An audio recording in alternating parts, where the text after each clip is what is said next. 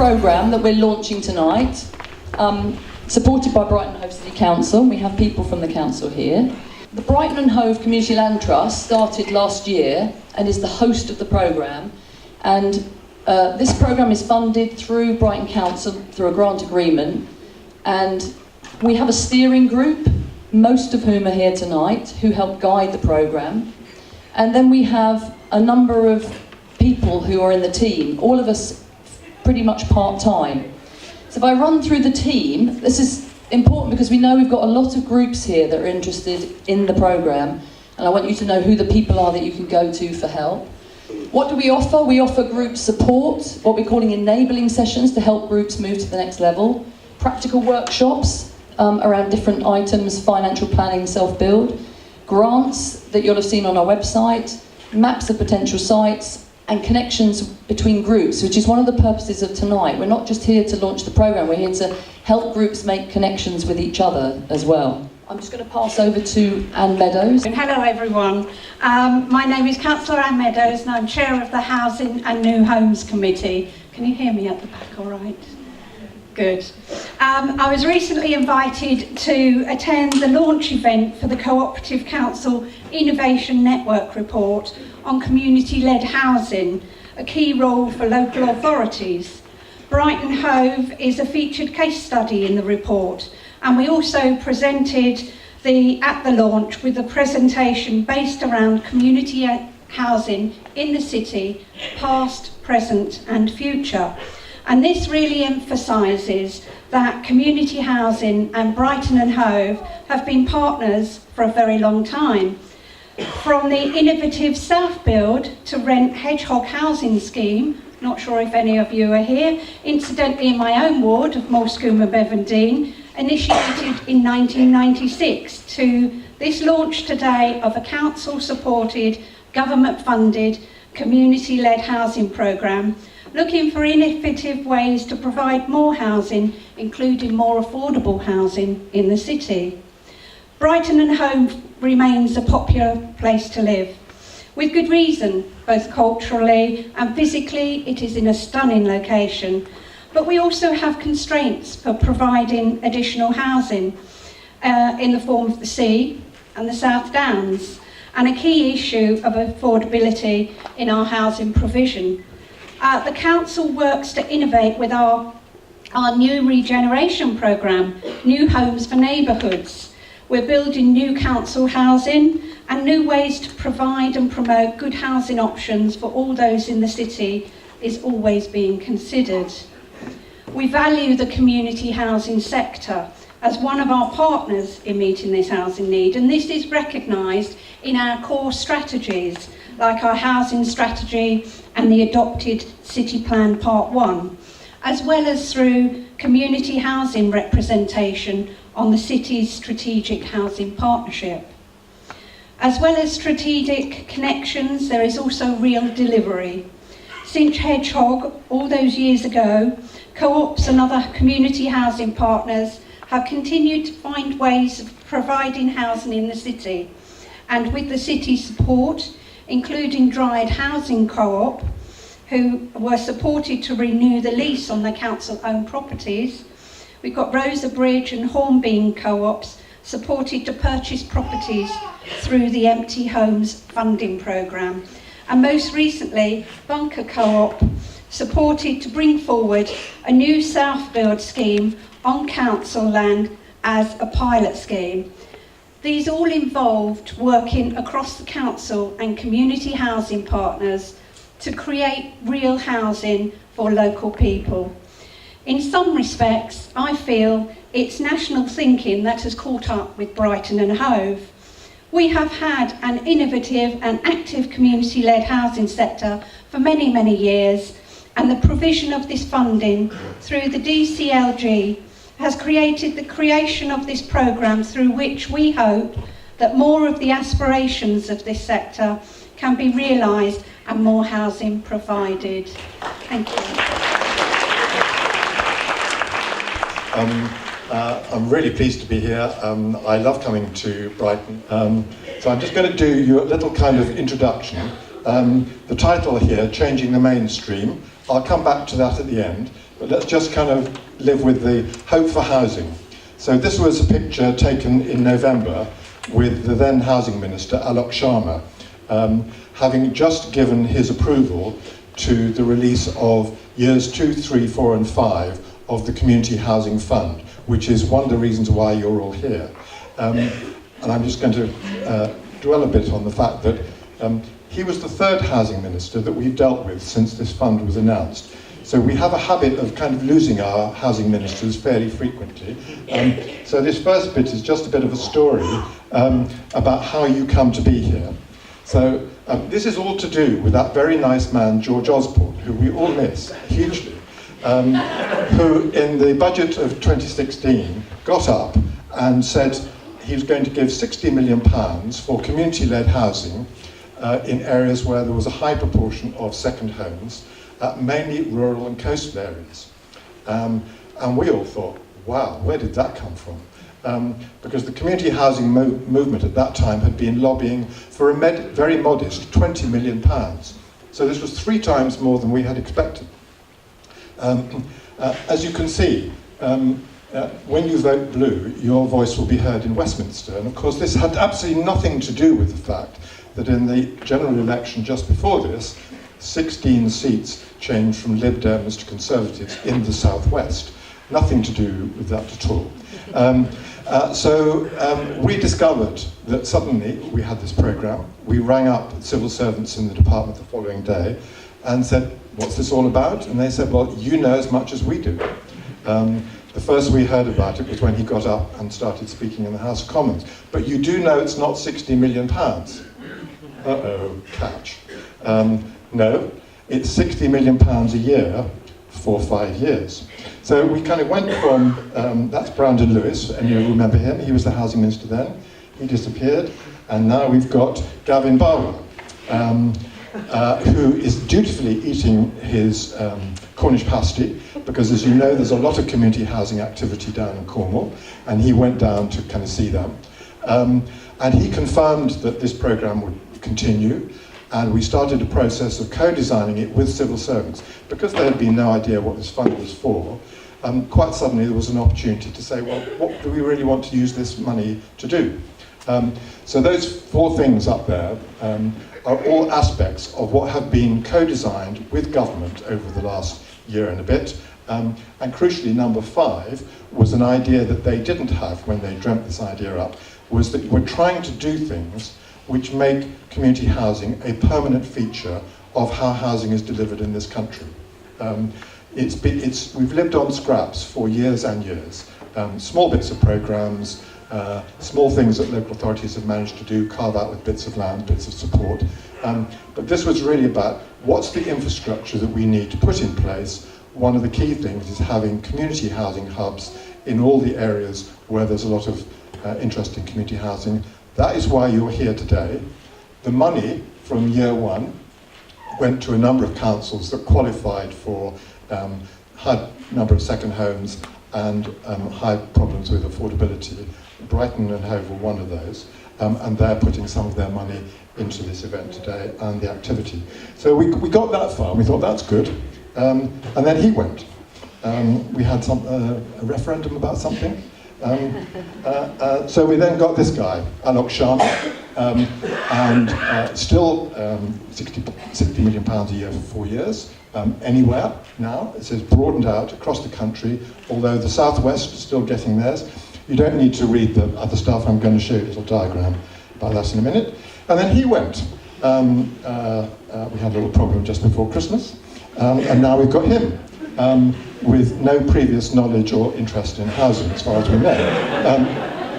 However, that list of things that's up there are the things which he actually had a briefing from his civil servants this afternoon.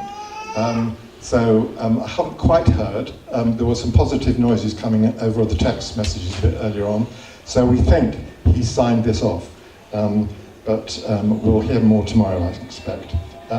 But anyway, the key things for you to think about is how this will happen and how community housing is going to become a really important part of housing nationally.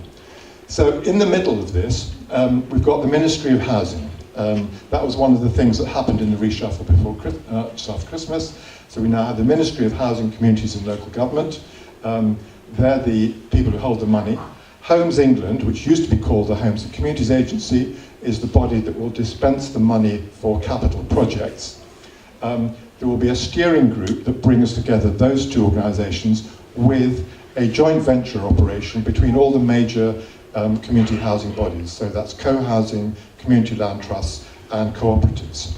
And between those three organisations, they're going to take responsibility for spending some of the money that will be used nationally to create, top left, a national network of local enablers, so things like the Brighton hub here. There needs to be a lot of training and tooling up of people to be able to support groups across the country. So Confederation of Cooperative Housing is doing the training and accreditation for advisors. Top right, the co-housing network's taking responsibility for a national platform, so you'll be able to go to one place to find out about all forms of affordable community housing, connect with other people in your area that are interested in it, things of that kind. There's a whole bit of movement building and communications work which will be managed jointly with the steering group, and then locality, who some of you might know have been running programs through the community rights programs coming out of the Localism Act. They'll run a small grants program for some very specific activities. Now, we've been very lucky in that some of the big foundations have been helping us with this work. So Power to Change is a heritage lottery fund. The Nationwide Foundation have been putting money into some of those activities that were on the previous slide, but we've been getting going with them ahead of the government releasing the money. Then the thing that Anne just mentioned now, the Cooperative Councils Innovation Network launched their report, and there's going to be a toolkit for local authorities will come online next month. And then beyond that, the New Economics Foundation and the Tudor Trust are looking at how do places that have never had any interest in community housing, how would people who've never heard about it find out about it, and particularly in areas where there are what we might call angry campaigns, people involved in estate regeneration projects where they feel they're getting a raw deal from developers and maybe their own local authority, but equally areas that feel under threat. How can they be resourced to come up with not just kind of protests, but active solutions that they can be themselves part of? So there's a lot happening. This is Homes England. Homes England had a launch just after Christmas, and you can see there are three key people there. They don't look as if they're having a great time. I bet the food they had there isn't as good as it is here tonight. But one of the things that they are involved with is dispensing the money. They already have some other big programs. So there's £2.3 billion of a housing infrastructure fund, which local authorities have had to get sites that were stuck into production. There's quite a big community housing scheme in Leeds, got some of that money.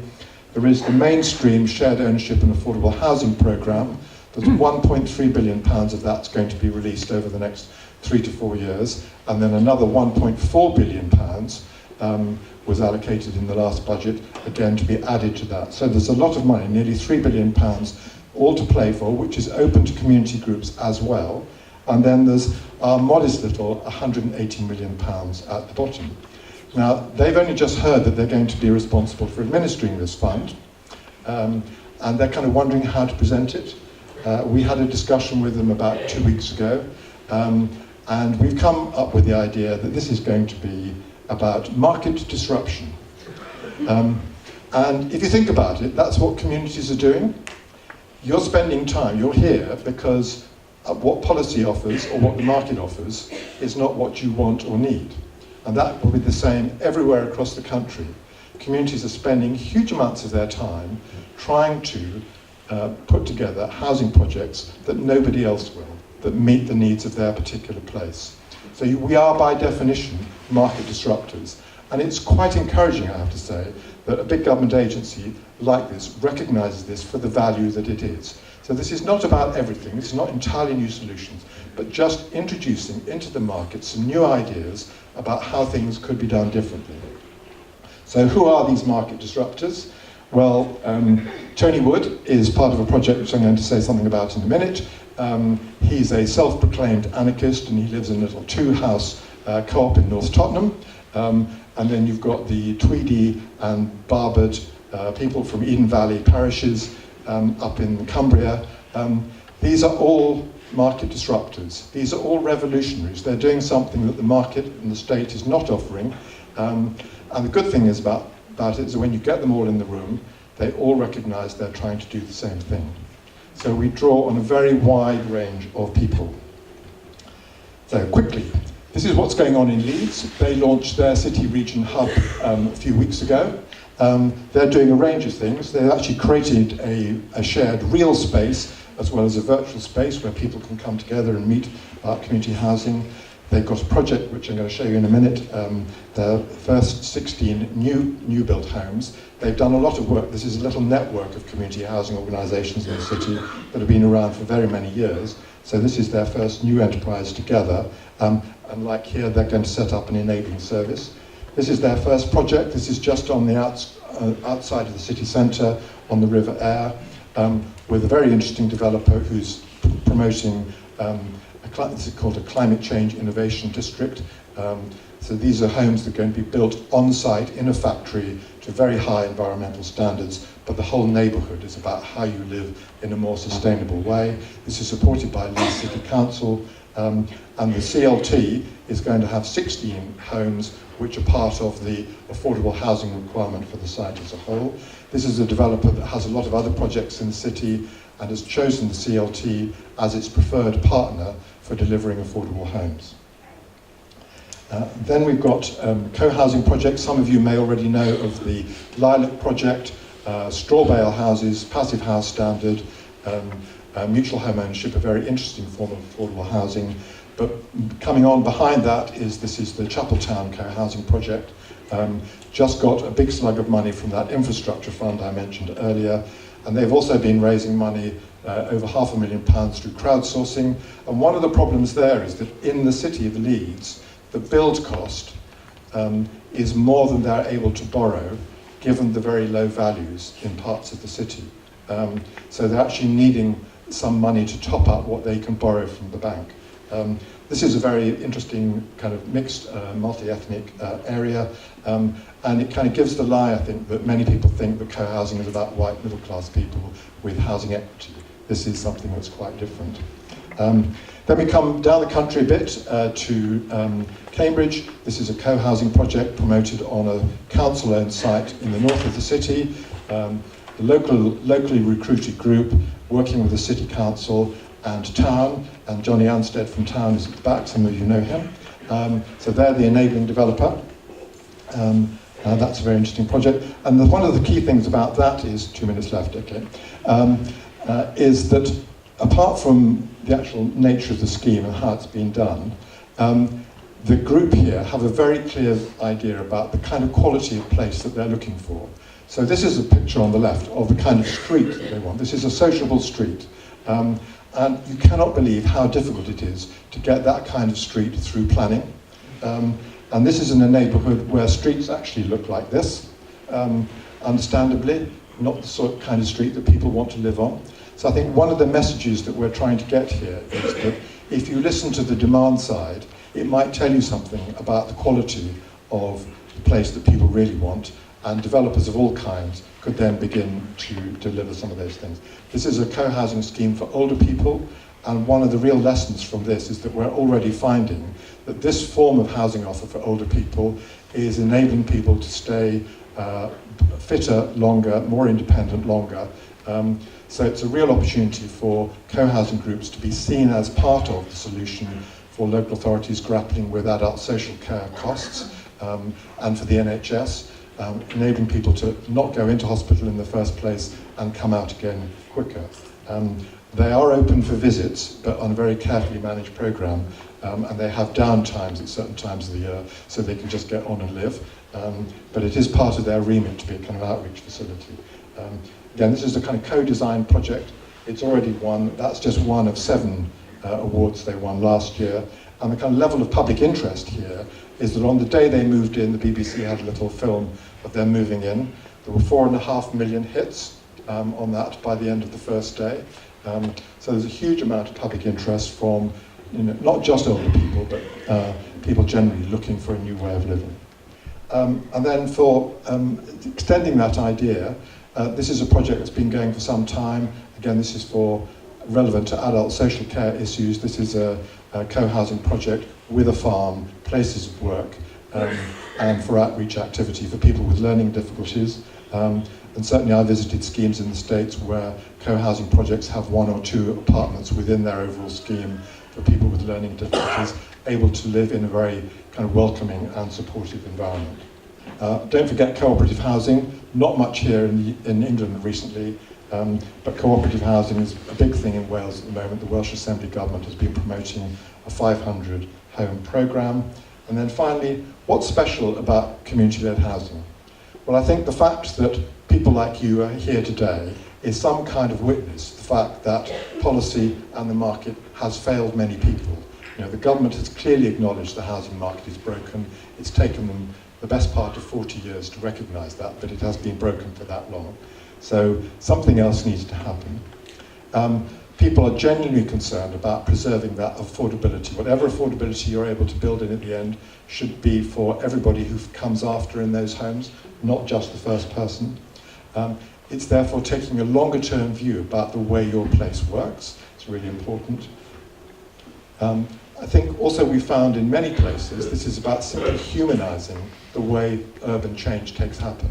And if you can do that, you'll often find that local communities will say, let's build more homes because we feel we've got a stake in it. And we've got lots of projects all over the country where that is the case. And crucially, where the state is really struggling for resources, both at local and national government level, citizens and the state working together can do things that neither can do on their own. And then finally, market disruption. You know, what we found is that you give people the opportunity to do something amazing, and all sorts of bits of creativity and innovation come to the fore, things that you can never possibly imagine would happen. You can't plan for them when you start off a project, but every project has a kind of little bit of magic in it, something that you can never anticipate. Just to remind you what you did, this is Anne's project, the self-built projects. And the thing I like about this was on the right-hand side is a quote from the housing minister of the time, a microcosm of what could be achieved on other sites all over the country. It's a really great idea, by harnessing the imagination and skills of ordinary people. That's what we're trying to do.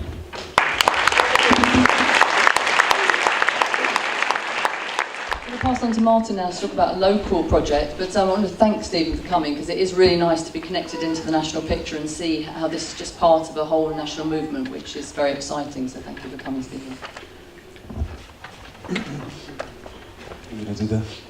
So hello everyone, my name is Martyn and I'm from Bunker Housing Co-op here in Brighton, and I am a magical disruptor. We are magical disruptors, I should say. So we, like every other community-led housing project, have needed land, people, money and support, all of which we've been lucky enough to find here in Brighton and Hove. This is some of us. One of the people up there has left already. One of the things that you have to have as a co-op is a constant influx of members. People come along, they go, and it's not an easy thing to do, so some of us find it easier to stick the course than others. Our story, we met over our fence, we were neighbours, our children went to school together, we got chatting, we all worked at, well, the father of the other family and I, we both worked in the building industry, we had private rented accommodation, so we tried to come up with a solution for our own housing crisis, basically, and we decided to form a co-op. We registered in 2014, and we had a plan to build homes for low-income families, which we are, because we were in private rented accommodation. We couldn't afford to buy a home even though we were working, and we obviously had no chance of being housed by the local authority. We were, as part of Chibber, I was at a meeting with Brighton and Hove Council, and a site was mentioned as being earmarked for a potential co-op pilot scheme, and we just jumped at the chance. Luckily enough, at the time, we weren't too big, because our initial idea had to be to build more houses. We were only 2 families at the time. We said, right, let's go for it, you know. So yeah, we did, and since then we've been working with our architects, the estate regeneration team mentioned before, Chibber, who are also represented back there, I think, and Brighton and Hove Community Land Trust, and several other stakeholders all over the country. I mean, there is a big network, there's a big cooperative network, sometimes more useful than others. And our first, so we're treating the Plumpton Road site as a pilot scheme for us as well, so we're hoping to roll it out on other sites. But on this site, it's 2 3-bedroom homes using a modular build. And this is the site, and this is us on one of our first site visits, pushing through the brambles, which are like this high. They're not anymore. And as you can see, it's quite a difficult site. Not the kind of thing that a developer would normally be able to look at, but something that community projects can look at. So yeah, with 2 years going through all of that, we were lucky enough to be working with council officers who helped us get our business case together, helped us get it tight and robust, and finally the council voted unanimously to lease us the land, which is fantastic. We held a public consultation in 2017, and we now have a lease almost ready to sign, and we hope to start building in spring. So a 3-year process, but that's a lot faster than some other projects take, and we're hoping that with the new partnership and with so much support, it's going to be quicker for other groups. And I think the last paragraph is really important. All of this would not have been possible without an enabling element within the council, a considerable amount of advice and support, and plus stamina and stubborn determination on our part. Because there have been times where it felt like it's never going to happen, and we just had to get up and say, well, yeah, it is, because we're going to make it happen, basically. And this is, you know, this is a picture of one of the good times. This is when we're discussing design options with our architects, which is and amazing to even see it, even like a cardboard version of where you're going to live, and look at the different, you know, it is an amazing process, it really is. This is our public consultation, where we have a better, even bigger model, which is even better. So we're getting bigger. It started this big, and then it got this big, and then we're going to get big. And there's one of our members, architects, and then his mum and his dad actually used to be the county architect for Sussex many years ago before he retired, and he wanted to come along and poke the model, which we all did. It was great, yeah, it was really good, and we had a good turnout. Again, the council helped us organise the public consultation. People came along, shared their fears, they wanted to know who we were about, were we a developer, what we were going to do there, and as soon as we got chatting, they saw that we were people, you know, families who just wanted to build our own homes. People warmed up to us, and it's all going pretty well, actually, in that respect. I guess one of the questions is how are we paying for it?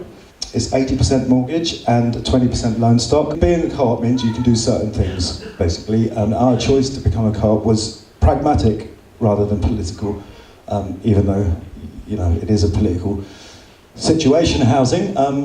And so we were able to do this, and we also applied to the Housing Ourselves grant programme from the Community Hub, and we're hoping to get some money to help us with our fees, because there's something that, yeah, can cost you a lot of money, basically. And yeah, we've made a start, we've cleared the site, this is us hard at work, and then celebrating at the end, cutting our way through the brambles, which is, you know, it's great to get on site and start being there and imagining that cardboard house becoming your actual house. We've had some site investigations done, we've been down the drains. Well, we didn't literally go down the drains, we put like a moon rover thing down there, which was also exciting.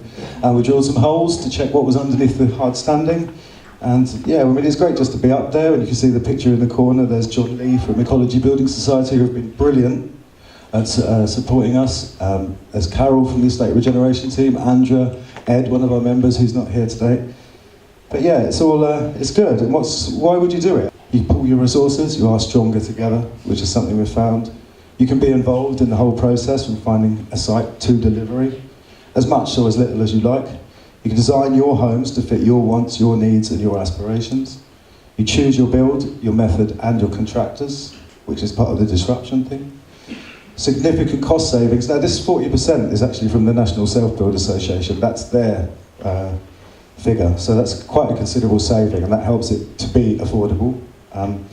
And you get to build relationships with your new neighbours within your group, and also with the wider community, which we have done. And we're now having cups of coffee handed over the fence to us when we have site visits, which is quite an amazing thing, really. And yeah, doing it together. This is us critiquing the plans and saying, oh, we don't want this here or that there, or that's not big enough, or, you know, it's an amazing thing to actually be able to do that, to choose, you know, not to go through an estate agent and pay thousands of pounds in fees and end up in some damp shitty house. You're actually getting to design your own one. It's an amazing, amazing thing, and I thoroughly recommend you do it and don't give up.